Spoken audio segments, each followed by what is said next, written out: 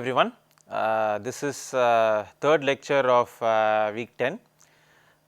Recall that in the previous lecture we were learning about affine scaling method, which is one of the interior point methods, right. So, that means we start at an interior point, we traverse through interior points before we reach the solution. Yeah, the solution is possibly a vertex, but we traverse through the interior points, right.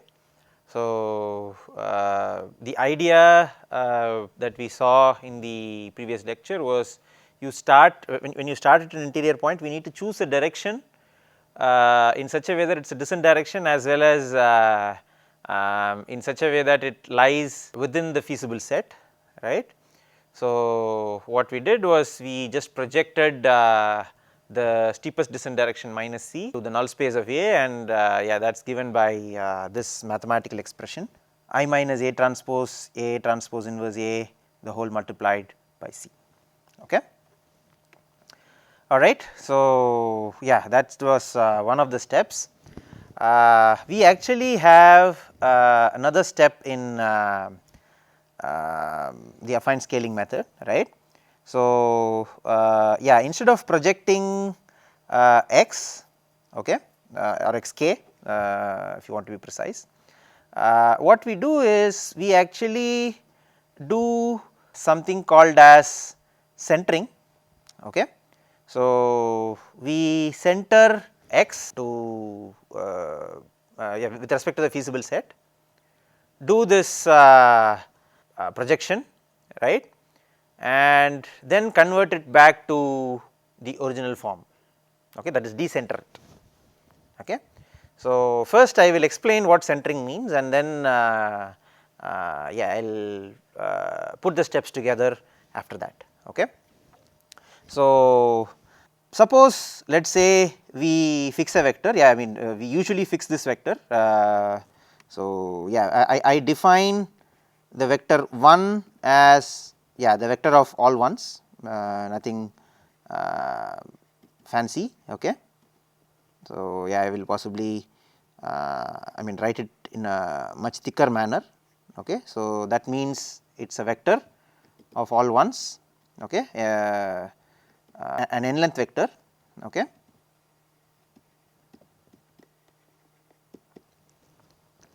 Okay.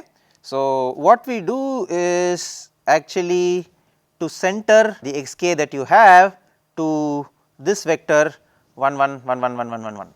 Okay. So, I mean this is found to be efficient. So, that is the reason it is actually done in the affine scaling method. Okay. So, how do you center it? Very simple. So, you have xk, okay, given a vector given a vector xk. Okay. So, perform the transformation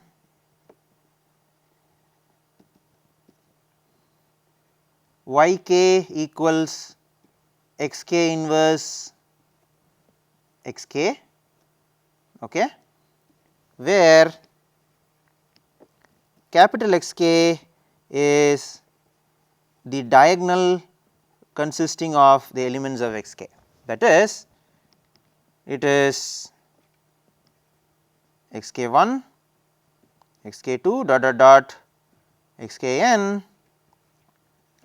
a diagonal matrix where the diagonal entries are xk1, xk2 dot dot dot xkn. So, xk is a vector xk1, xk2 dot dot dot xkn, right. So, if you construct a matrix with those entries as the diagonal entries and the others as 0, right. So, that is what is called as a diagonal matrix, right. So, that is what is capital Xk. Okay. So, when you do this you can see that yk is actually, so then yk is equal to the one vector, right. That is very simple, because xk inverse will be 1 by x1k, 1 by x2k dot dot 1 by xnk, right. So, if you multiply that by x1k, x2k dot dot xnk, you will get 1 1 1 1 1 1 1, right. So, nothing fancy about that. Okay. What we are actually going to do is, given any xk, we first convert it into the one vector, and then apply the steepest descent, okay, and then convert it back to the x domain. Okay. So, yeah, how do you convert it back to the x domain? Very simple, you have to pre-multiply on both sides by xk. So, yeah, so we also have capital Xk Yk equal to little xk. So, if you want to, so if you want to center a particular vector, you multiply by capital Xk inverse, and if you want to decenter it, you multiply by xk. Okay. So, that is basically what the centering and decentering process is, nothing very fancy. Okay. So, now putting all of them together, okay, what we do is, suppose you have a vector xk, okay. Yeah, the steps are as follows. So, yeah, suppose we have a vector xk, okay. So, in the first step what I am going to do is find yk, which is xk inverse xk, okay, which is actually, I mean, basically yk is just the one vector, okay. Now, yk plus 1 is actually, or maybe I will write it as dk as this minus of I minus A transpose inverse A into C, okay. Yeah, you can see that none of this depends on k, okay. So, it is all yeah, I A transpose A and C and everything, right. So, there is no k dependence anywhere, I, A and C are all constants, okay. And with this you write, yeah, yk, or rather yeah, yk is actually 1 plus alpha dk, okay. So, yeah, we will see what this alpha is a little later, okay, but nevertheless, I mean, yeah, for some alpha yk will be 1 plus alpha dk, okay. And now you have to convert this back to xk, right. So, xk is actually yeah, capital Xk into yk, okay. So, yeah, I mean, these are the steps that we are going to do. I mean, again, if you want to explain this in words, you start with an initial point, let us say x0 for instance, okay. How do you go to x1? You first center it to 1, choose the direction which is minus of I minus A transpose A transpose inverse A, the whole multiplied by C, right, and I mean, add it to the centered vector 1, I mean, add it to the step size alpha, okay, and decenter it by to decenter you just have to multiply by capital Xk, okay. So, yeah, so by which you actually get x1, okay. So, you started with x0, you are getting x1 by this process, okay. Maybe I should write it as xk plus 1, not xk, yeah. So, this I will write it as xk plus 1, okay. So, there is actually a catch, because, yeah, so we have got the steps, to an extent it is similar to what we did for, you can say, gradient descent, right. So, just that there are some projection steps, centering and decentering steps and all that, but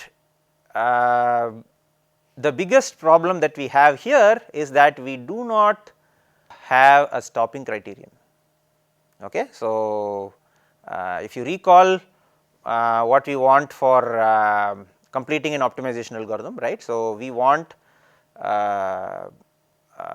to choose a direction, a descent direction, we want to choose a step size, and at the end we should also have a stopping criterion. So, what is the stopping criterion here? So, we can keep moving around, okay, but when can we decide that we have actually converged to the solution, right. So, for this we actually need the basics of duality, okay. So, yeah, as far as optimization is concerned, if you had done a course on optimization, maybe you had also learnt about duality. Okay. But I will give a quick recap. I mean, I am not going to do it in detail because that is not the purpose of this course, but in case you are not well versed with duality, I mean, I will do it quickly. Okay. We will stop affine scaling and we will move to duality. We will come back to affine scaling after this. Okay. So, yeah, so if you consider a general constraint optimization problem, right? Yeah, you have this form, right? You have min f of x subject to gi of x less than or equal to 0 for all I in 1 to p, and hij of x equal to 0 for all j in 1 to m. Okay. So, while solving this, we first form the Lagrangian, which is x comma lambda comma mu, which is f of x plus summation lambda I j of x I equal to 1 to p plus summation mu I hij of x j equal to 1 to m. Okay. And let us say that lambda I is greater than or equal to 0, okay, for all I. Okay. Okay, for all I. Okay.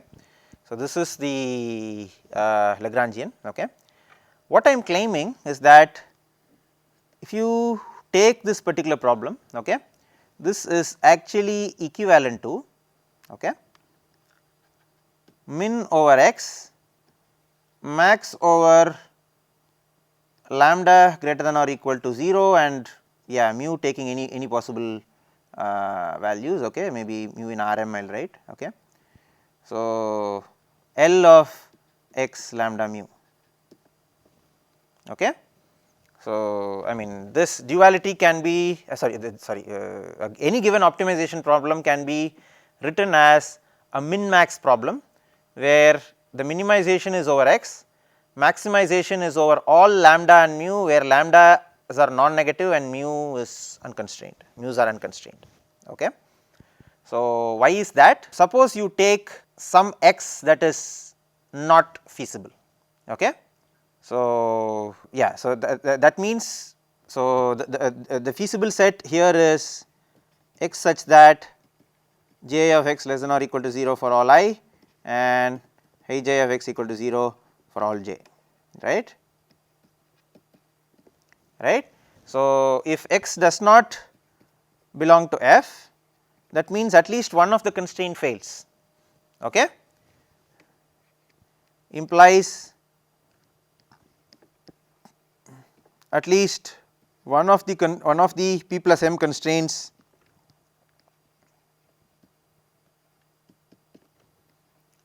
does not hold. Okay. So, say gi of x is greater than 0, okay, for an example. Okay. Then max lambda greater than or equal to 0 mu in Rm, L of x lambda mu is infinity. Why is that? Because you can see that lambda I is available only as a coefficient multiplying gi of x, right. If gi of x were positive, I can drive lambda I as high as I want, and thus we will actually have the maximum being unbounded, okay, right. So, if it fails any of the inequality constraints, then you can see that the max is infinity, okay, all right. So, what happens if hij of x is not equal to 0, okay, then again max of this quantity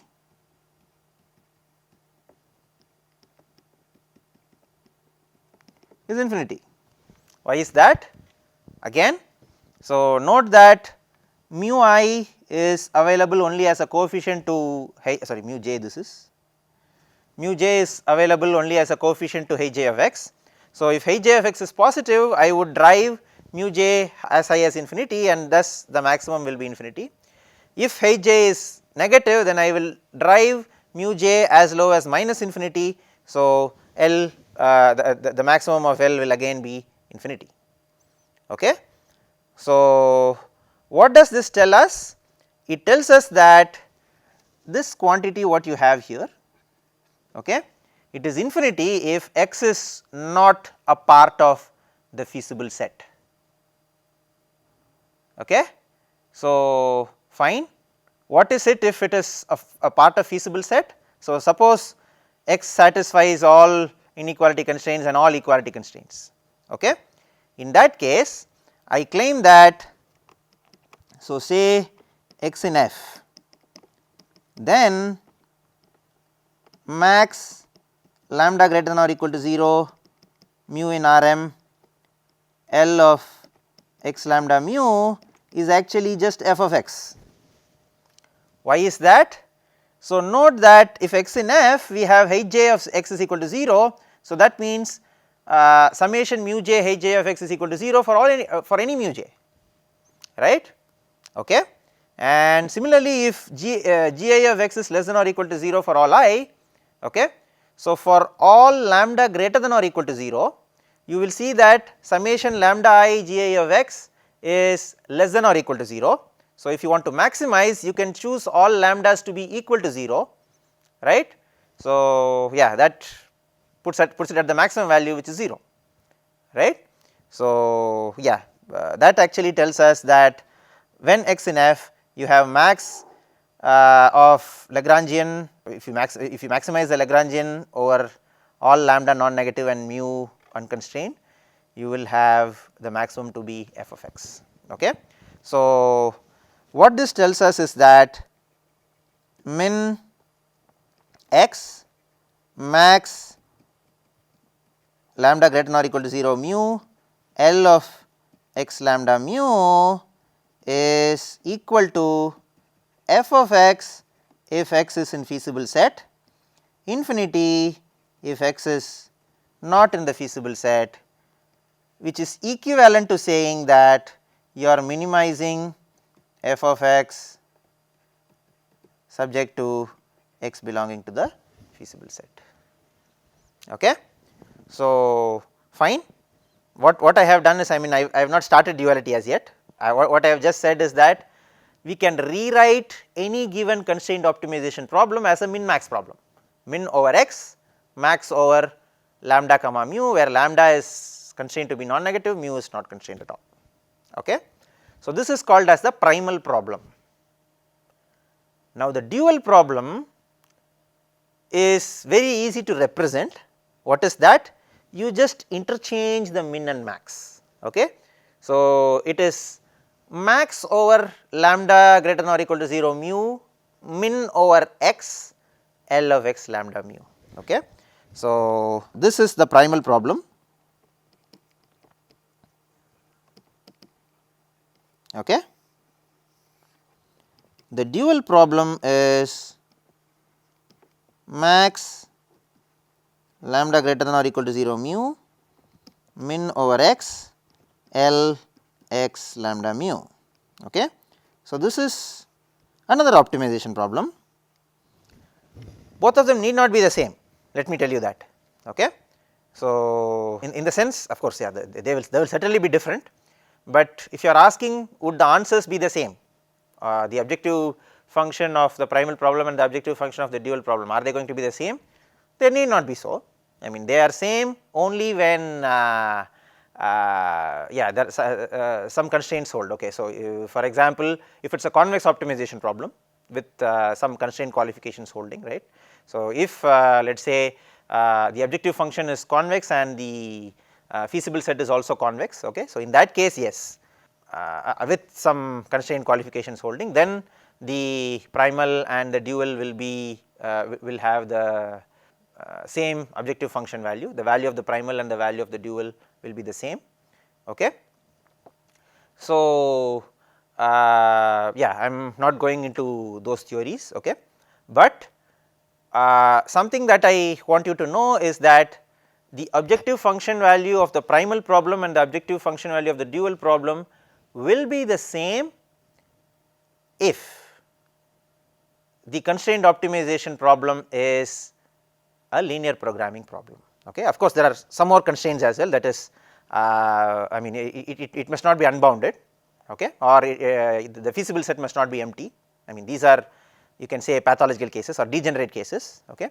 So, if you avoid the degenerate cases, okay, what I am trying to say is that yeah, when, so I mean this is the necessary theorem for us. Consider a linear programming problem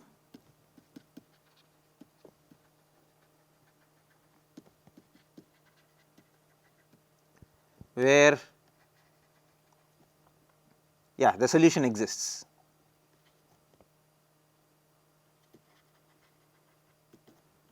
So, that necessarily means that it is not unbounded. If it is unbounded, then no solution exists, okay.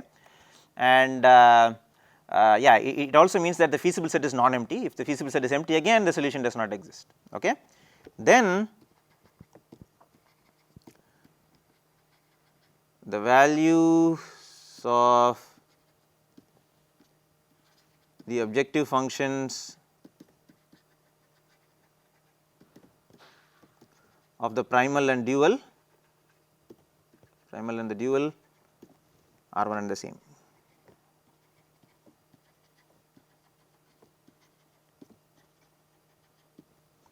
Okay. So, yeah, of course, we are not going to prove this, but this is to actually tell you that we are going to use this for obtaining a stopping criterion, okay, because we are considering a linear programming problem. And if you consider, I mean if it happens to be a problem where it is not unbounded and it is the feasible set is non-empty, okay, then yeah, I can use this result, right. Okay. So, first thing we will actually try to find what is the dual of the LP under consideration, okay. So, yeah, the primal problem that we have is minimize C transpose x subject to A x equal to b, x greater than or equal to 0, right. Okay. So, we will write down the Lagrangian x lambda mu, okay. So, it is going to be C transpose x plus mu transpose A x minus b, okay. So, yeah, these are equality constraints. For equality constraints we use mu, and these are inequality constraints. For inequality constraints we use lambda, right. So, yeah, I am writing this as minus x less than or equal to 0. So, it is minus lambda transpose x, okay. So, this is the Lagrangian. Now, we know that the above problem is actually equivalent to, so the primal problem can be written as min over x max over lambda greater than or equal to 0 mu in Rm, okay. So, you have m equality constraints, L of x lambda mu, and the dual is max lambda greater than or equal to 0 mu in Rm min over x, of course it is lambda L of x lambda mu, okay. So, we will first solve this problem. We are fixing lambda and mu and going to solve this min L of x lambda mu, okay. So, yeah, what is the so we are going to solve this problem min x in such a way that C transpose x plus mu transpose A x minus b minus lambda transpose x, okay. So, yeah, if you want to minimize this, you will actually yeah, look at the derivative of the objective function with respect to x, yeah. So, okay, so you have a yeah, you have a lambda on the other side. So, you have C plus A transpose mu equal to lambda. Okay. So, minus lambda equal to 0, but yeah. So, yeah, when you differentiate this and equate it to 0, you get this. Okay. Or in other words, I can write this as A transpose mu minus lambda equal to C. Okay. So, what we can observe is if if A transpose mu minus lambda equal to C, then yeah. So, you can see that the objective function does not depend on x, right. So, you will have mu transpose A x minus lambda transpose x equal to C transpose x. Did I write this correct? Okay, I think this is fine. We will convert this later. Yeah, so C transpose x plus mu transpose A x minus lambda transpose x is 0, right. So, then the objective function becomes, yeah, so this is C plus A transpose mu equal to lambda, then the objective function becomes so C transpose x, mu transpose A x and lambda transpose x cancel. So, it is just mu transpose B. Okay. So, if C plus A transpose mu not equal to lambda, okay. So, then the minimizer is, so the minimum, sorry, can be driven down to minus infinity. Okay. So, because yeah, you can see that x is linear, right. So, yeah, I mean if the coefficient of x is not 0, right. So, I can drive that particular component of x to either infinity or minus infinity. So, that yeah, the total minimum goes down to minus infinity, right. So, you must not choose your mu and lambda in such a way that C plus A transpose mu is not equal to lambda. So, that is something that you need to keep in mind. Okay. Because yeah, if you drive this down to minus infinity, then you are not maximizing it with respect to lambda and mu, right. So, yeah, I mean this case can be scored out. I mean we just have to stick with C plus A transpose mu equal to lambda. Okay. So, yeah, now so now the dual becomes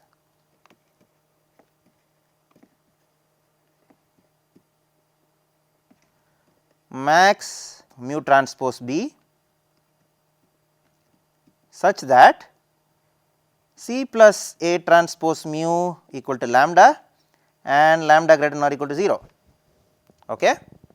In other words, I can write this as, so since yeah this is greater than or equal to 0, I can write C plus A transpose mu is greater than or equal to 0, or A transpose mu is greater than or equal to minus C, right.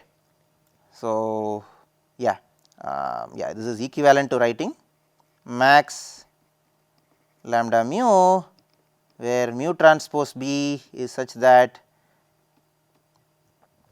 A transpose mu is greater than or equal to minus C. Okay, yeah, you can remove lambda because there is no further lambda anywhere. Okay. So, all right. Yeah, so this turns out to be the dual problem. Okay. So, fine, I mean you should now ask why did we struggle so hard to derive the dual of the particular problem. Yeah, this is the primal problem if you could recall. Okay. So, the reason is very simple, it is to find a stopping criterion, and the stopping criterion is C transpose x minus mu transpose B should be as close to 0 as it can be. Okay. So, that is you will perform these steps, okay, until